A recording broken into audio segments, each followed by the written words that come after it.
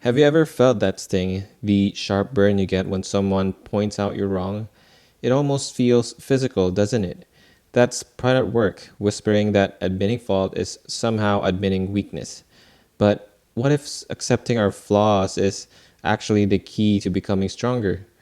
Today, we're diving into how pride quietly deceives us, twisting everything it touches. Let's watch someone obviously forces an argument that fails because of pride. And you just Yes. put it forth in our debate. You're using it. And it's I- embarrassing, Matt. Totally embarrassing. It doesn't embarrass me. The reason you're embarrassed is because I just asked you for what criteria would exclude that, and you have none. Because come on. you Nowhere in the trust Bible. the I just told reliability you. of the Nowhere in the Bible. Bible does it say there are 5 generals in hell. It doesn't say there's not, does it? What? You gotta I'm be just- kidding me. Cliff's reaction here is hilarious, which is probably why this clip also went viral. You can't critique the Bible for claims it never makes. What you're seeing here is pride in action. He's run out of solid arguments, but still forces one that doesn't even make sense, just to keep arguing. Pride is tangled up in every sin we commit. Often it's subtly woven into our actions, sneaking up without us noticing, most of the time to a point of absurdity. Think about how we react when someone corrects us, especially if that person is, let's say, younger or less successful or someone we don't usually notice. Deep down, we might know it's our pride causing discomfort, but admitting it can be tough. We often overlook people whose experiences or ideas differ significantly from ours, perhaps because their background or culture seems foreign.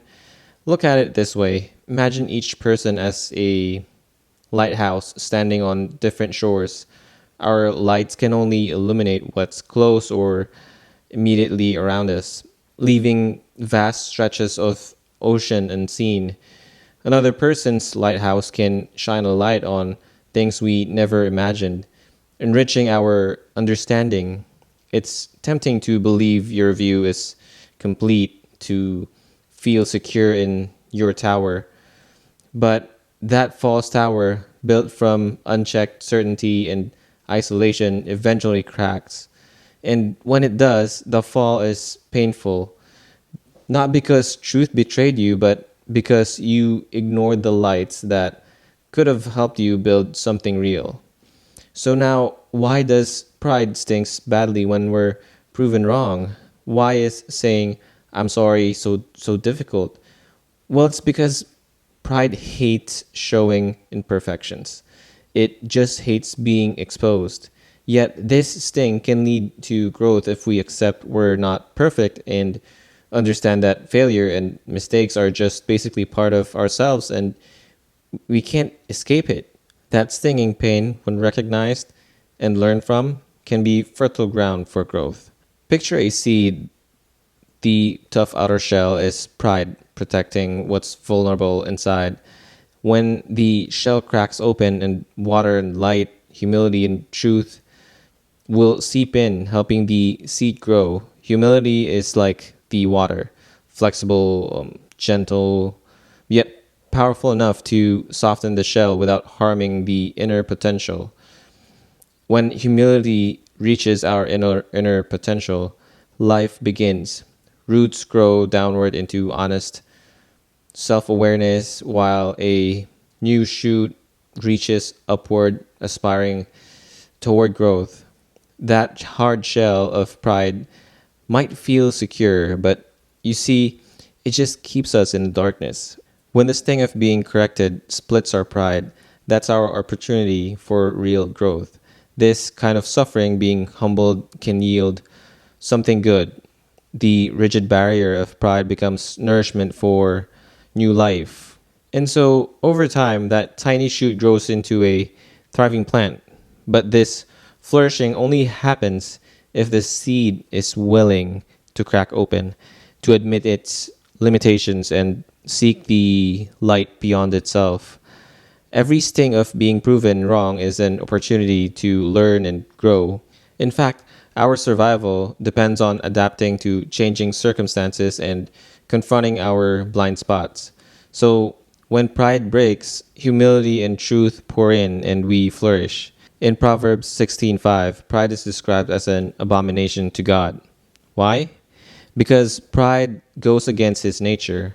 He didn't create pride. It's like a vine that coils around a sturdy tree, creeping into every part of our lives. God gave us free will, but he never meant for pride to overtake us, strangling our growth.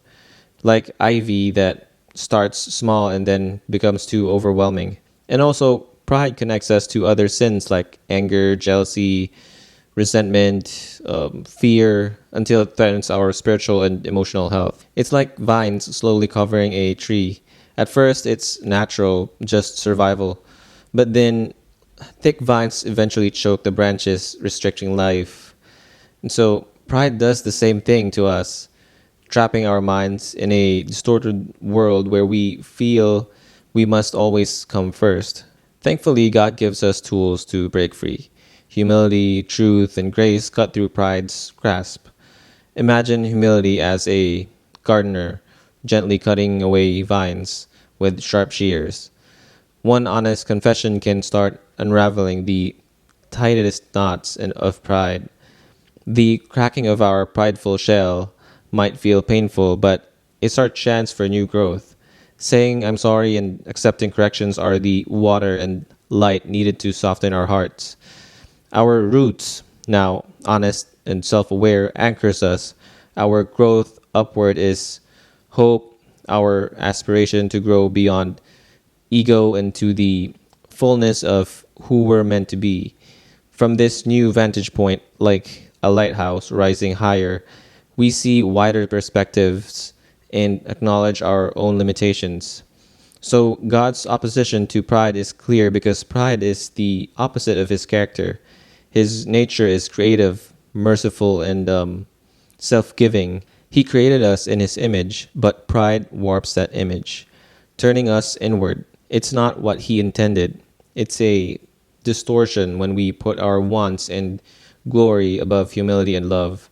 Consider Jesus, who took the form of a servant.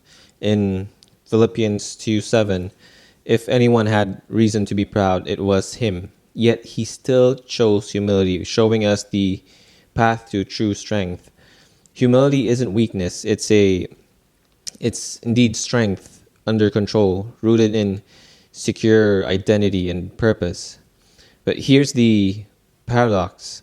Pride seems strong, like an uncracked seed or thick vines, but it's actually brittle and suffocating. Humility appears delicate, yet it provides the foundation for genuine growth and freedom. The moment we break free from pride, admitting we were wrong or that we need help, is the moment light and truth rush in. Ultimately, letting go of our pride means embracing our place in God's design, imperfect but loved, flawed but full of potential. The secret to flourishing lies in our willingness to be broken open, allowing goodness to take root, grow, and bear fruit. But if you're wondering, if God didn't create pride, where did it come from? Pride isn't something God shaped deliberately, like stars or planets. Instead, pride is a distortion of the good gift of free will, originating from Lucifer's rebellion described in Isaiah and Ezekiel. Pride emerges when we misuse our freedom, twisting it from devotion into self obsession. Free will is like a beautiful piece of cloth given by God. You can make something wonderful or tear it into rags. Pride is the tearing, misusing of our freedom for selfish purposes and instead of loving connection. Pride, therefore, isn't an independent creation, but arises within our hearts whenever we choose ourselves above God. Pride's roots lie in the first rebellion and continue whenever we refuse humility and cling to self importance. God gave us creative power and free will, enabling us to explore, innovate, and push boundaries. Yet pride twists this gift, driving us toward destructive self sovereignty. God allows this freedom precisely because authentic love and relationships depend on choice, not compulsion. In Eden, Adam and Eve were forced away from the forbidden tree. They chose disobedience. Pride turned curiosity into rebellion. We must choose align ourselves with God's good design or usurp it with our pride. Pride isn't God's creation, it's our misuse of His good gifts. Will we tend the garden humbly or chop down the trees meant to sustain us? The choice reveals who truly reigns in our hearts, God or pride. So, thank you for watching this video. If you liked it, please hit like and subscribe, and I'll see you in the next one.